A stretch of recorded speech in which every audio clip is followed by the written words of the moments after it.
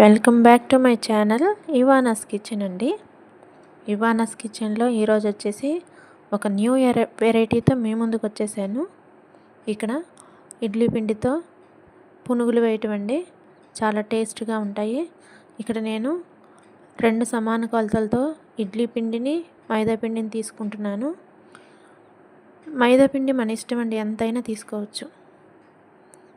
ఇక్కడ ఇడ్లీ పిండి అటు ఇడ్లీ వేసుకోవడానికి సరిపడదు అనుకున్నప్పుడు ఈ విధంగా ట్రై చేయొచ్చు.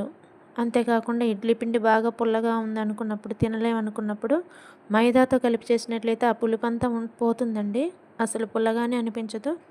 ఇక్కడ నేను ఇడ్లీ పిండిని తర్వాత మైదా పిండిని సమాన క్వాంటిటీస్లో తీసుకున్నాను.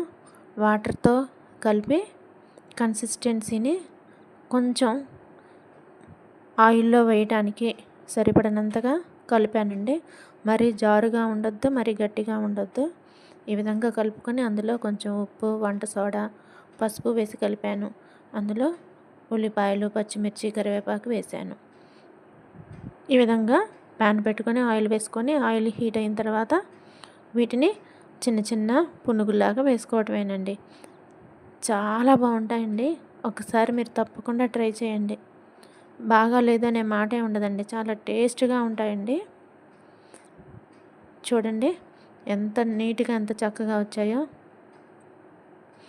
బండి మీద అమ్ముతారు చూసారండి బయట, అంతకన్నా టేస్ట్గా ఉంటాయి ఇవి. ఇంట్లో మీరు తప్పకుండా ట్రై చేయండి. చూసారా మన పునుగులు ఎలా వచ్చాయో. నేను ఇక్కడ చేసిన చట్నీ కూడా స్ట్రీట్స్లో ఇట్లాంటి ఇడ్లీకి కానీ ఇట్లాంటి పునుగులు తినడానికి కానీ చేసే చట్నీ అండి. అది చాలా టేస్ట్గా ఉంటుంది.